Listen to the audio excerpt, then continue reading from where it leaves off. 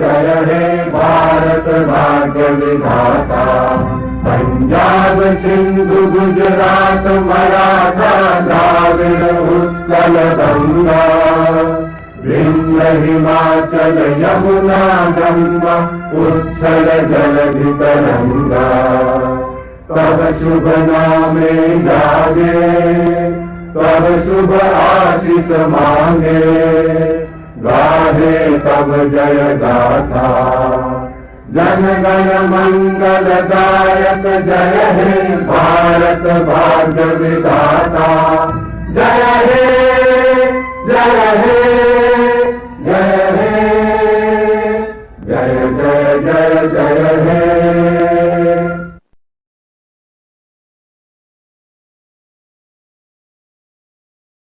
Honorable Chief Guest, Professor Neerja Jayal, Honorable Chief Justice of India and Chancellor of the University, Shri Sharad Arvind Bobde, Honorable Judges of the Supreme Court of India, Honorable Chief Justices and Judges of the various High Courts, Honorable Deputy Chief Minister and Minister of Higher Education, Shri Dr.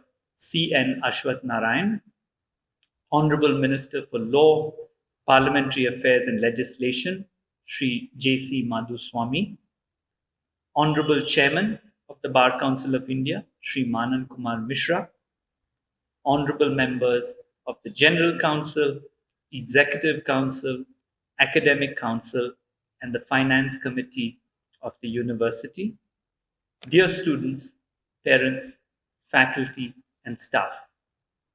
Good morning and welcome to the 28th Annual Convocation of the National Law School of India University. This convocation is in some ways unique and unlike any other conducted by the university in the last 3 decades. The coronavirus pandemic has ushered in the age of virtual convocations and physical distancing, but it does not diminish the pride with which we present the graduating students from our various programs. This year, we graduate 3 PhD students, 40 from the Masters of Public Policy, 45 with the Masters in Law, 77 with the Bachelor of Arts and Laws Honours, and 411 students with the Masters of Business Law and other postgraduate diplomas in our off-campus programs. Let me wish all of our students the very best as they take a big personal step towards their life goals. We trust that your time at the law school has given you the platform to pursue careers of distinction, and we look forward to following your progress and celebrating your successes.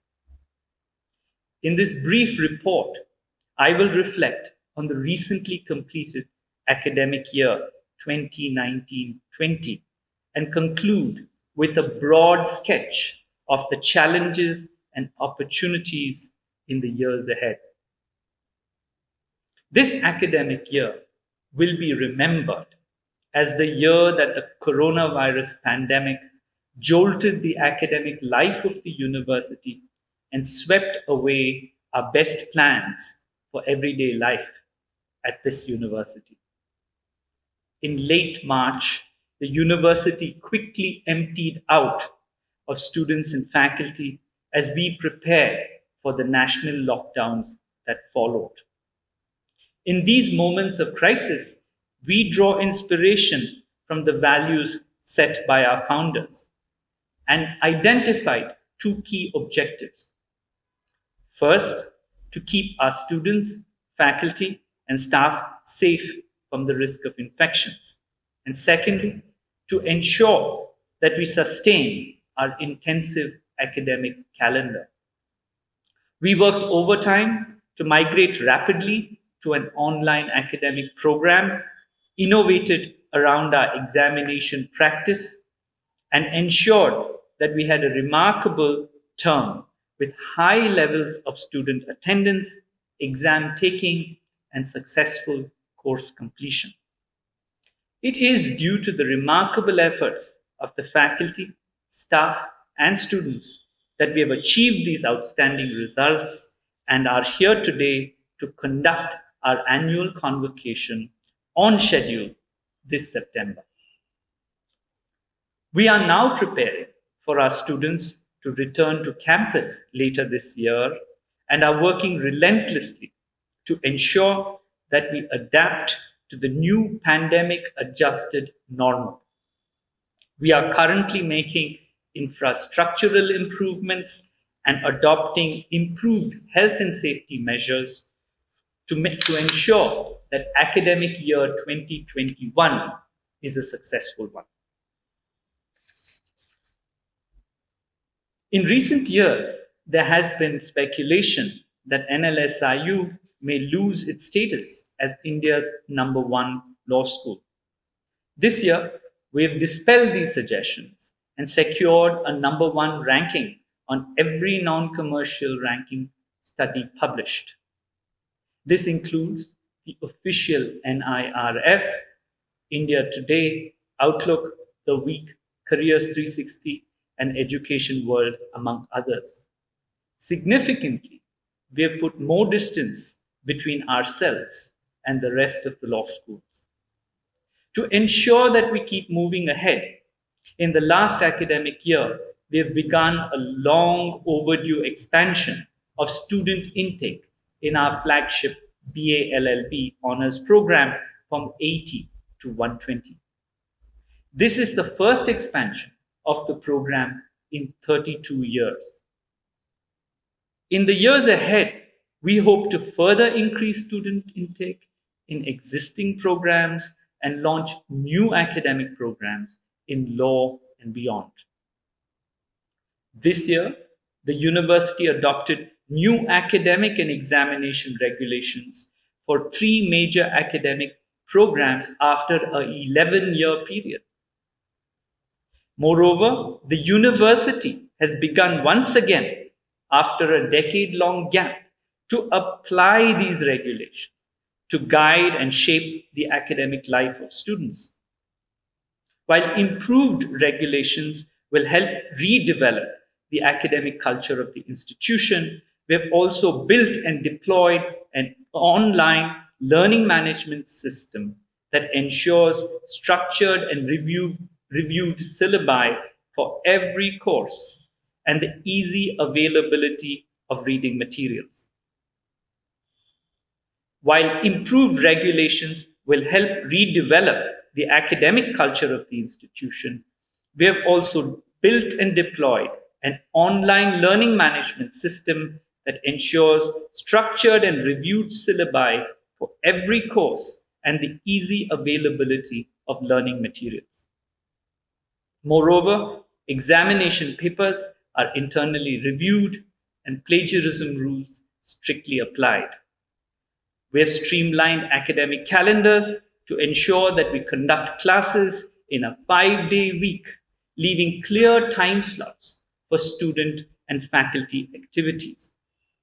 This decluttering of the academic calendar has helped ensure that the teaching schedule is focused and uninterrupted. After a long period of 10 years, we have recruited new faculty to the university. These exceptionally well qualified and motivated young faculty will further strengthen the university's teaching and research initiatives. In the year ahead, we will add to our faculty strength and make recruitments to key administrative positions that are crucial for the university's future. NLSIU was established to deliver world-class taught degrees and to originate original contributions to legal knowledge and policy in India and beyond. The university has several vibrant research centers and chair professorships in various fields. In the year ahead, we will put in fresh efforts to recruit academics to vacant chair professor positions. Further, we have in the last year, incubated 3 fully funded multi-year research projects in the fields of labor law reform, regulatory governance, and law and social transformation. We are currently developing projects in the fields of access to justice for under trials and the ethics of artificial intelligence and new technologies. Despite the COVID constraints, we aim to establish a stronger research and policy engagement platform at the university by the end of 2020. Last year, I had promised to find a suitable way to honor and remember our founder, Dr. Madhava Menon. In September 2020, the university announced the Dr. N.R. Madhava Menon Doctoral Fellowship Program. This fellowship will support 3 doctoral students for a 3-year period. The initial cohort will be supported by the General Electric Company, and we look forward to supporting bigger cohorts through this fellowship program in the years ahead. NLSIU must attract the most talented young scholars and faculty to work at the university. We have taken preliminary steps in this direction and are humbled by the strong early response to these initiatives. If we succeed in gathering a critical number of scholars at the university, then NLSIU will re-emerge as on the national and international stage as one of the world's leading law schools. In the last year, the university has decisively moved away from 2 practices that threaten its long-term sustainability. First, we have reversed the budget deficits of recent years and hereafter will remain committed to not promising more than we can deliver. We are building long-term strategies for alumni fundraising and engaging with philanthropic foundations and the government to support our future promise and growth. Secondly, the university has embraced principles of ecological sustainability. We have successfully reduced electricity and water consumption by 1/3 and fuel use by 1/2. We have begun implementing rainwater harvesting measures and are planning to install water recycling plants. We are actively exploring alternative energy sources, especially solar power. With some external capital support, we aim to implement these projects at the earliest. Any university will be successful in its pedagogy when it practices its values. Our current efforts to ensure ecological and financial sustainability instruct the university community about the values we stand for. We are confident that students educated in these university practices will carry these values and practices into the wider world. I'd like to conclude on a personal note. A year ago, I received a call from the office of our Chancellor, the Chief Justice of India, Shri Sharad Arvind Bobde, to travel to New Delhi to meet regarding the role of the Vice Chancellor of this university. In that short meeting, I came to witness and recognize the unwavering commitment and dedication of the Chancellor to ensuring that our university remains a national and international leader in legal education. In the year past, I have consistently received the encouragement and advice of the Chancellor and remain sincerely grateful for his support. The National Law School of India University, Bangalore, was established through a unique collaboration between the Bar Council of India, the Government of Karnataka, the Honorable Judges of the Supreme Court, and various high courts and legal academics. The remarkable success of this university has been built by this remarkable coalition. The continued success of this university will call on all our stakeholders to sustain and build this coalition with other well-wishers to guarantee that NLSIU remains a national treasure accessible to future generations of students for decades to come. The recently released New Education Policy 2020 sketches 4 imperatives for NLSIU and other similarly placed universities. First, that single stream universities must grow into vibrant multidisciplinary institutions or form multidisciplinary institutional clusters. Second, that we avoid a narrow vocational approach to professional education and embrace a holistic and multidisciplinary approach grounded in constitutional values. Thirdly, to build a vibrant and open culture of knowledge creation grounded in high quality empirical and theoretical research. Fourthly, to ensure greater inclusivity by securing public and private financial support to moderate fees and to improve access to disadvantaged groups and then support their educational achievement. This university is enthusiastic and ready to embrace all these imperatives set out in NEP 2020. With the support and collaboration of our stakeholders, we will work hard to emerge as a model university that exemplifies the goals and aspirations set out above. We will need the support and wise counsel of many among you to reach these ambitious goals. We invite you to join and collaborate with us on this path. Respected Chancellor, I have the honor to request you, sir, to declare the convocation open.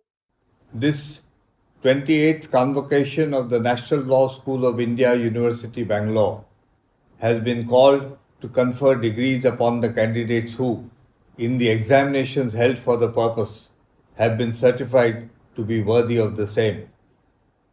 I now declare the convocation open. Do you sincerely promise and declare that if admitted to the degrees for which you are candidates and for which you have been recommended, you will, in your daily life and conversation, conduct yourselves as worthy members of this university? Let the candidates be now presented. Sir, I have the honor to present to you the candidates who have qualified for the degree of Doctor of Philosophy, to which I pray they may be admitted.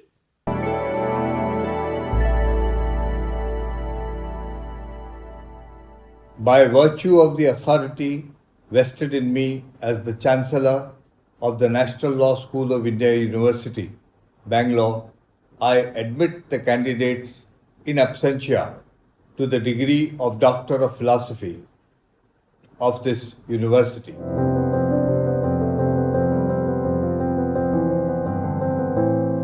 Sir, I have the honor to present to you the candidates who have qualified for the degree of Master of Laws, to which I pray they may be admitted.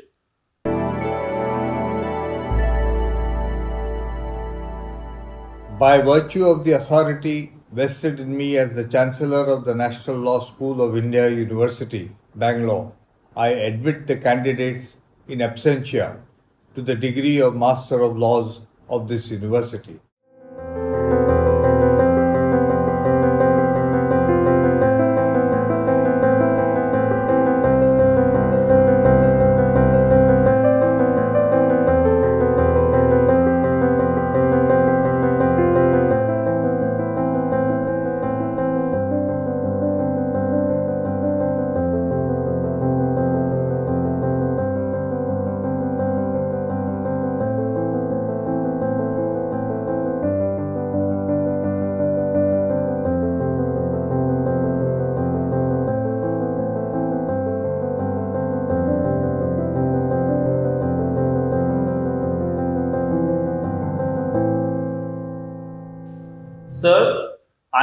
honor to present to you the candidates who have qualified for the degree of Master of Public Policy, to which I pray they may be admitted.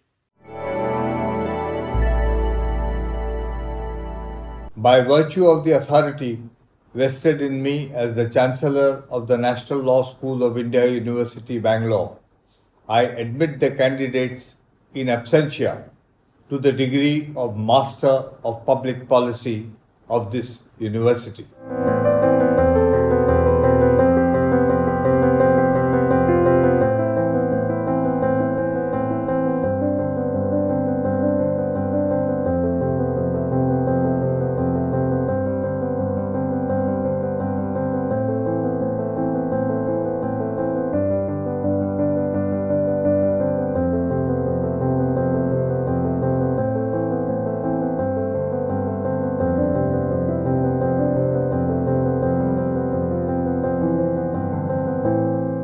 Sir, I have the honor to present to you the candidates who have qualified for the degree of Bachelor of Arts and Laws honors, to which I pray they may be admitted.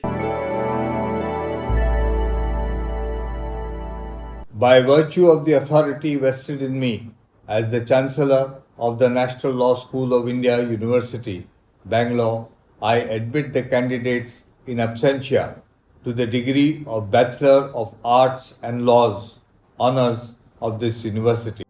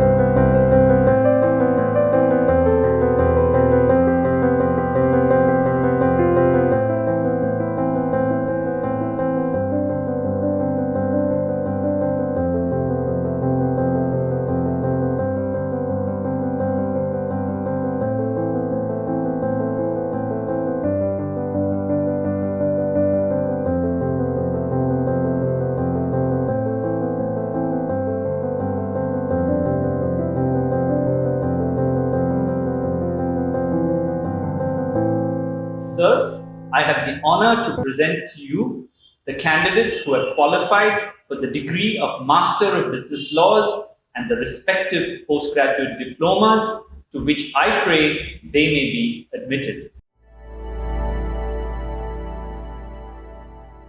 By virtue of the authority vested in me as the Chancellor of the National Law School of India, University, Bangalore, I admit the candidates in absentia to the degree of Master of Business Laws and the PG diplomas of this university.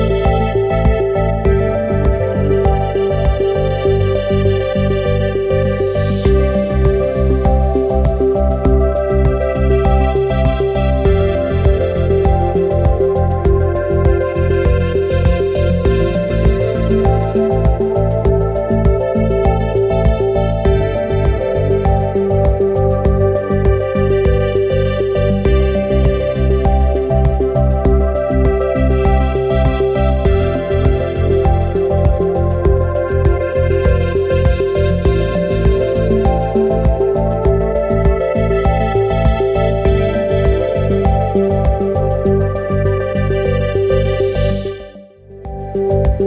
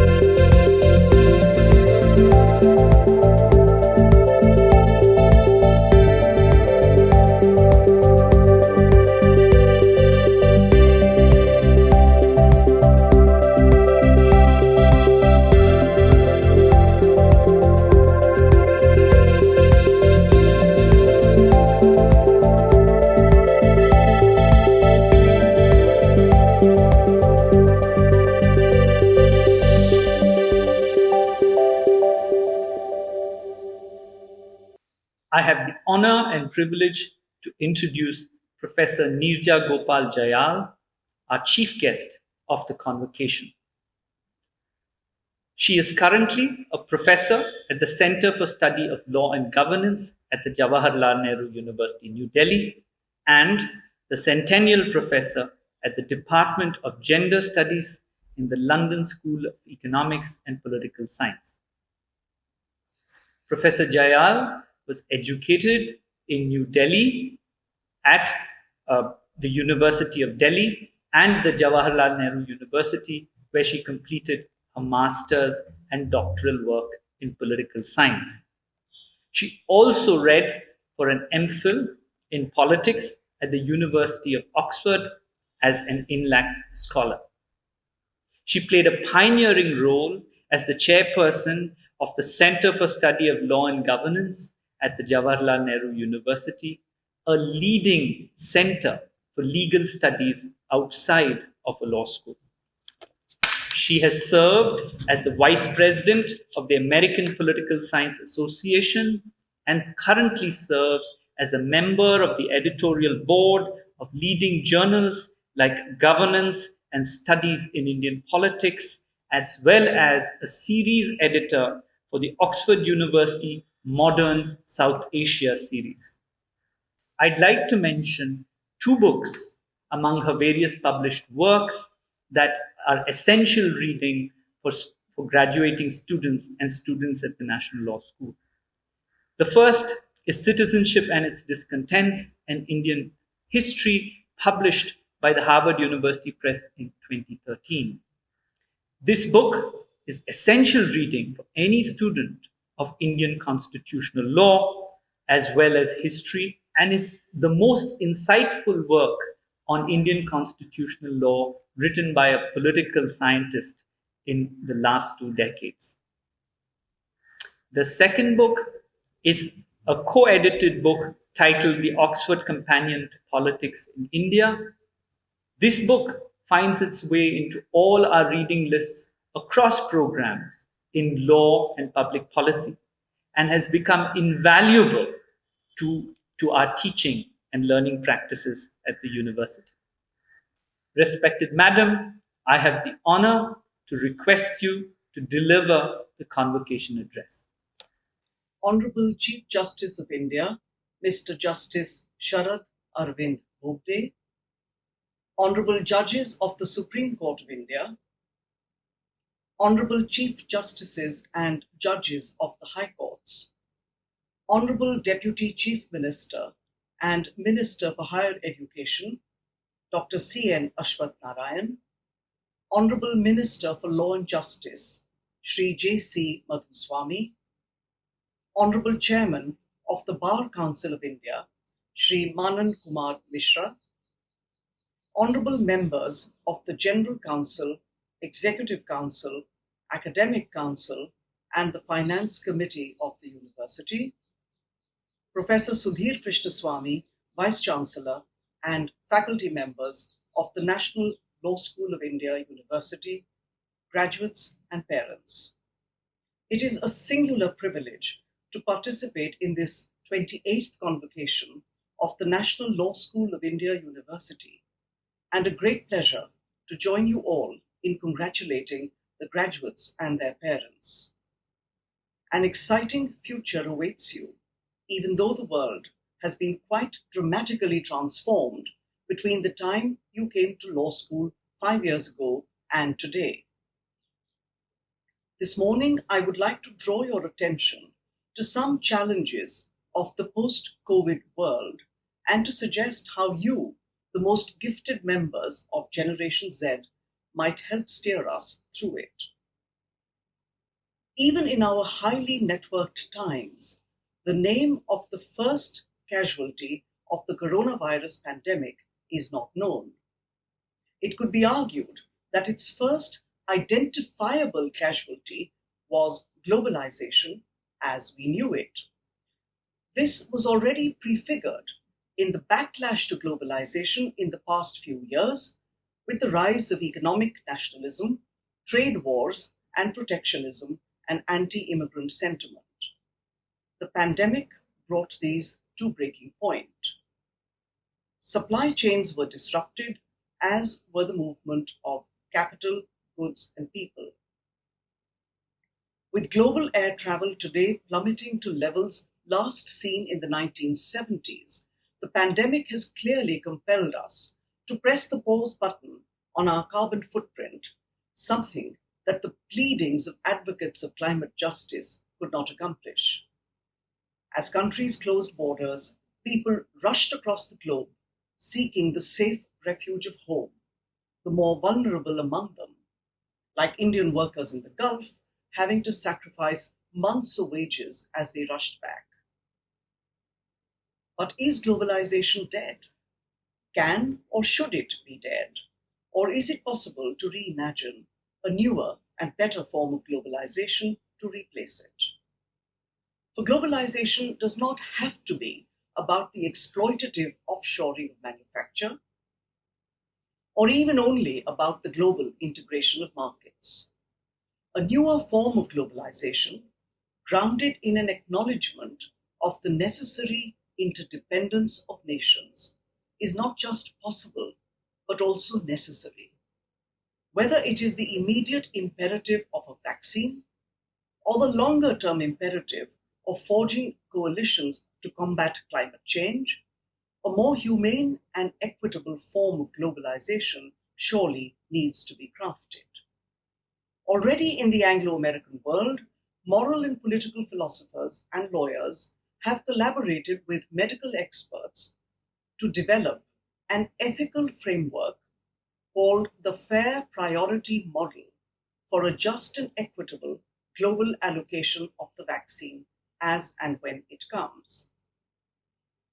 If such a principle of fairness could be adopted by the international community, and obviously I have few illusions here, this would arguably be the first time in human history that principles of distributive justice were honestly applied across national boundaries without regard to the power or wealth of nation states. Today, I wish to speak to you on two particular global phenomena of the contemporary moment, both of which are also abundantly manifest in India, and both of which will significantly inflect the future that you will be called upon to negotiate. These are the democratic deficit and what I call the digital deluge. Both were present in pre-pandemic times, but both have come into sharper relief since the pandemic began. If the first has been a victim of the pandemic, the second has been its beneficiary. While they're obviously quite different from each other, they are also, I will argue, not entirely unrelated. Let me start with the democratic deficit. The erosion of democracy worldwide was already a notable phenomenon before the arrival of the pandemic. The Democracy Report 2020 shows a surge in autocratization across the world. For the first time since 2001, autocracies are in a majority. 92 countries hold to 54% of the global population. India, sadly, does not buck the global trend. In 2017, it was described as a liberal democracy. Today, it is classified as an electoral democracy. The difference is not insubstantial. A liberal democracy provides for the protection of individual and minority rights and does this through constitutional protections for civil liberties, a strong rule of law, and effective checks and balances that place limits on the use of executive power. An electoral democracy provides only periodic competitive elections. India, according to this report, has declined from being a liberal democracy to an electoral democracy. This interpretation is complemented by our falling ranking on several other indexes. To mention just a few, the Rule of Law Index, the World Press Freedom Index, the Academic Freedom Index, and the Social Progress Index. Globally, as in our country, this unprecedented process of autocratization is characterized by a concentration of executive power that blurs the lines that we presume to be defining the separation of powers, an erosion of the core democratic principles of representation, accountability, and transparency, and a blithe unconcern for the principles of legitimate governance.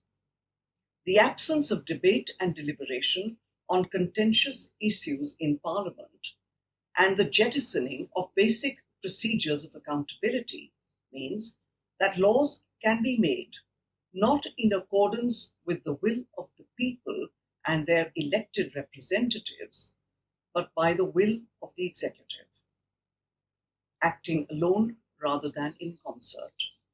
That governments owe their citizens neither information nor explanation, and that citizens are effectively dispossessed of political agency till the next election comes around in 4 or 5 years, as the case may be, and when it does, of course, the tidal waves of money and muscle power can be relied upon to carry it to its predetermined conclusion. Democracy, in sum, is reduced to an elective mechanism that begets governments that are committed not to the welfare of all citizens, only to its supporters among them. The claim to govern legitimately does not acknowledge the need to be responsive or accountable to citizens in the conduct of governance. This effectively means that the rights and liberties of all citizens will not receive the equal protection of the law, only those of favored groups will, and that the rights of minorities and other disadvantaged groups, even if guaranteed by the law, will be disregarded with impunity. These are just a few of the multiple ways in which democracy, in procedure, in practice, and in spirit, has been diminished in recent times. As the political theorist David Runciman has said, coronavirus has not so much suspended politics as it has revealed the nature of state power. Just a few days ago, Lady Hale, the former president of the UK Supreme Court, said that the UK Parliament had surrendered its role over emergency laws that were curbing freedoms by giving sweeping powers to the government and imposing draconian health regulations on the public with no parliamentary scrutiny.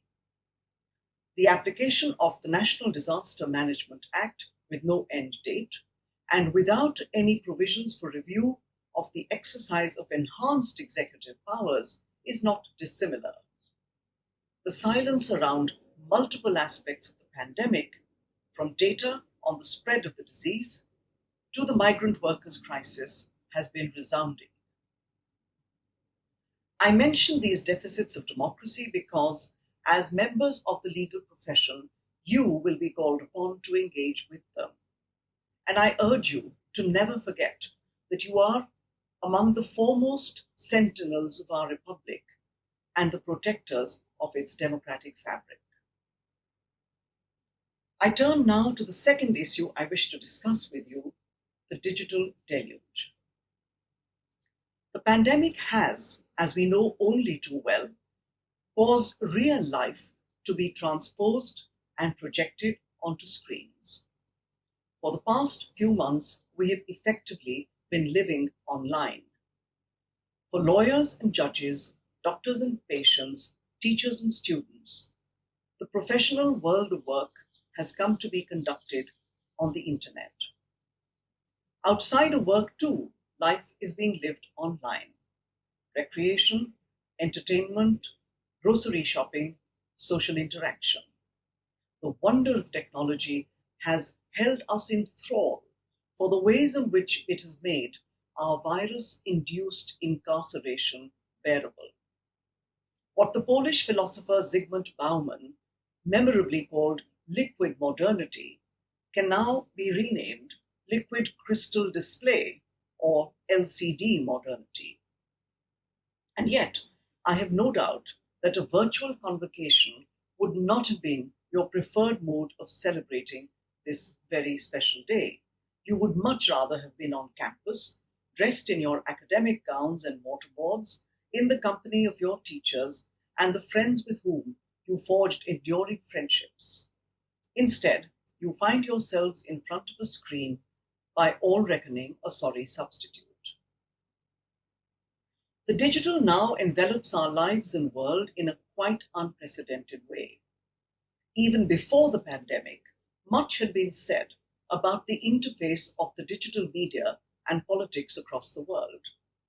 We learned, if distantly, of the power of the digital media to interfere in elections in different countries. At the same time, we celebrated what appeared to be the inherently democratizing quality of the social media, where every opinion could find a voice, or at least a tweet. Social media admittedly bring much joy into our lives, but we need also to be alert to the fact that they take control over some aspects of our identities. As citizens, but also as lawyers, who will be in the front line of determining how the law can protect our rights over personal and non-personal data, and negotiating issues of privacy and consent, I encourage you to be mindful of some of these traps. The philosopher Hannah Arendt taught us that the essence of politics, especially democratic politics, lies in the clash of opinions, which are formed through debate in a public sphere, a space in which all are political equals, in which individuals can form opinions freely, express them freely, and test them in and through reasoned public debate.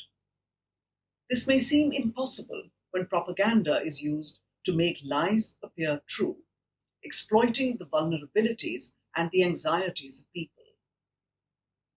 Yet it is the only way, said Arendt, to deal with the contest between truth and lies in politics.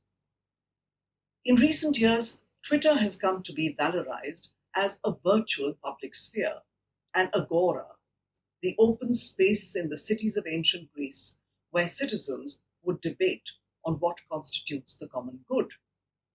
In our times, the digital agora has found expression in a pioneering experiment in what is called radical transparency, initiated by the famous digital minister of Taiwan, Audrey Tang.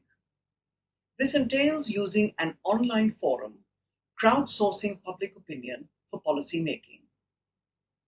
On contentious subjects, people are invited to give suggestions, others respond, and over a few weeks of online dialogue, a series of policy recommendations emerges.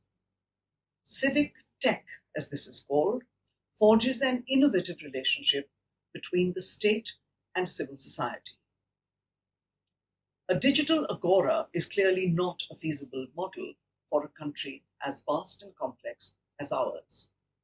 At the most banal level, the lockdown showed how even on the micro scale of the WhatsApp groups of residents' welfare associations, we struggled to have calm and reasoned debates on defining common goals by consensus.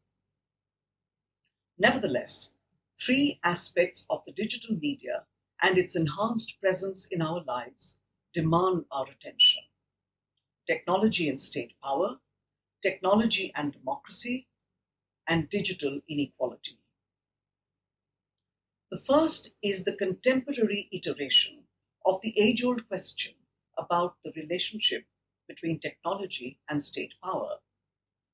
Technology can enhance state power in obvious ways through the incredible possibilities for state surveillance that are facilitated by the mountain of citizens' personal data stored on government servers that seem to be always hungry for more.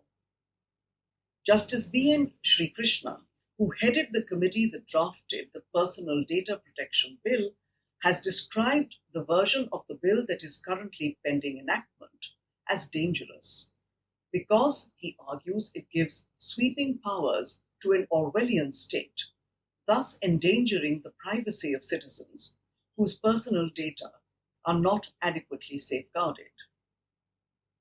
There are legitimate anxieties about the enhanced possibilities for state surveillance, even when these are justified by benign purposes such as welfare interventions or, most recently, access to health facilities. As the cliche goes, data is the new oil, the source of enormous economic value for companies and enhanced power for states.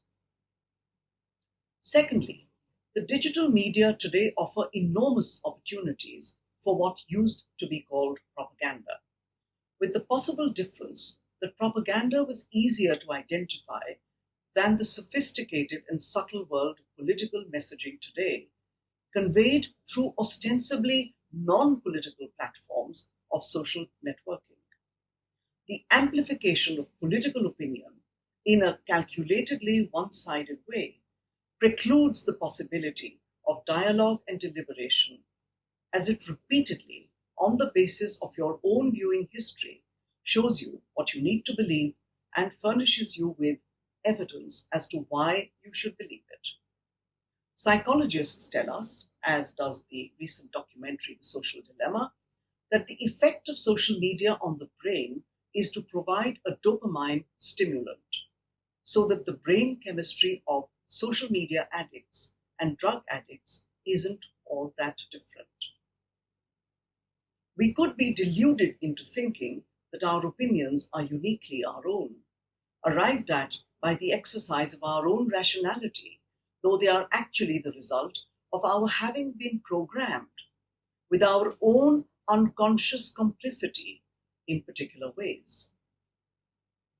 When political actors use these sophisticated tools to burnish and instrumentalize echo chambers, the citizenry has been molded in ways that we do not recognize as propaganda, even if that is what it is. The insidious consequences of these processes for democracy are not limited to how people vote. It has serious consequences also for social harmony, such as when particular social groups are projected as objects of hate, deserving of violent speech and action. Even science is rendered manipulable.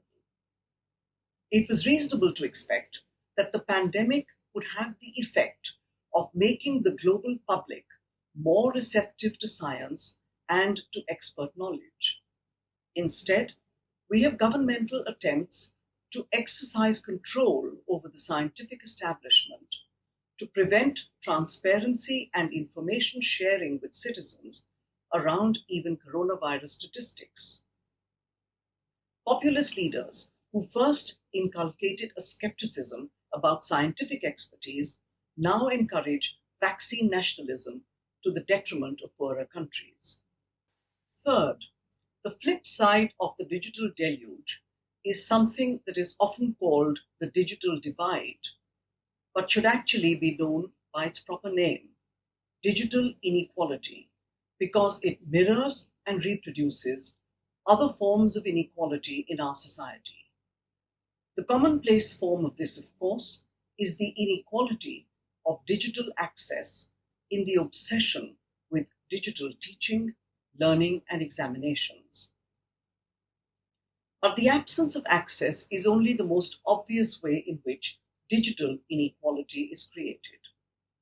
Experts have already begun to flag concerns about algorithmic bias based on race, gender, religion, and caste, with artificial intelligence potentially magnifying such bias in a range of areas, from the grant of loans and recruitment to law enforcement and the judiciary. In India, social media have allowed the doxing of interfaith couples who applied for registering their marriages, so that hundreds of them found their private information displayed on Twitter and circulating on WhatsApp with hateful comments. Twitter has just taken these down after 2 months. In conclusion, let me say that many of the dimensions of the democratic deficit and the digital deluge that I have discussed entail some loss of human agency, civic agency, political agency, and most of all, moral agency. And speaking of moral agency, I would like here to applaud the alumni of this great institution for their public-spirited generosity in getting plane loads of migrant workers safely home. It will be imperative in the post-COVID world to recover and reclaim agency. This will admittedly not be easy, given that we are today seeing change on a scale that none of us has ever witnessed. At least as a philosophical principle, contradictory as it may sound, we all know that change is a constant. As the Greek philosopher Heraclitus famously said, "You never step into the same river twice." However, when change is combined with fear, risk, and uncertainty, we find ourselves struggling to make sense of it and floundering in our response to it. This is not just a new version of the risk society that sociologists of the 1980s spoke about. Today's risk has a universal quality. Almost no corner of the globe is untouched by it. It has also triggered a universalization of fear, an almost primal fear of the stranger, and a physical touch in a way that is disturbingly reminiscent of the dastardly practice of untouchability in caste society.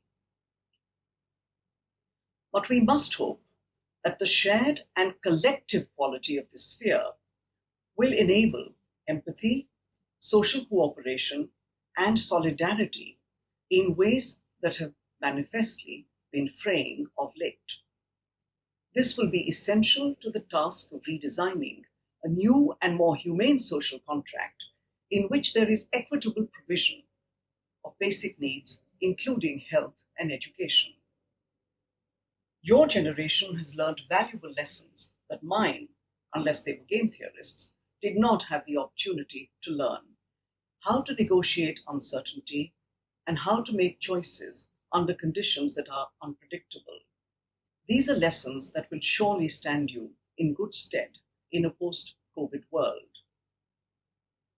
As you advance in your careers, I hope your work will always be animated by the noble goal of upholding and strengthening the rule of law, and that the temptations of technical sophistry and clever casuistry will never deter you from ensuring that law works in the service of justice in its most profound and meaningful sense, especially for the most vulnerable.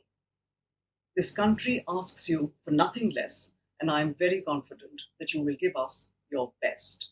Thank you very much.